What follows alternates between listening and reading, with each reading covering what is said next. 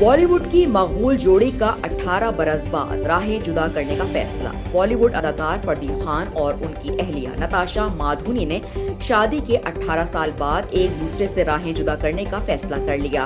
भारतीय मीडिया के मुताबिक फरदीन खान और उनकी अहलिया नताशा माधुनी ने शादी के 18 साल बाद एक दूसरे से अलहदगी का फैसला बाहमी रजामंदी से किया। दोनों एक साल से अलहदा रह रहे थे। भारतीय मीडिया का कहना है कि नताशा इन दिनों अपने बच्चों के हमरा लंदन में मुकीम हैं, जबकि फरदीन मुंबई में अपनी वालदा के साथ रह रहे हैं। ताहम दोनों की जानिब से अब तक तलाक के हवाले से कोई तस्दीक या तरदीद नहीं की गई है।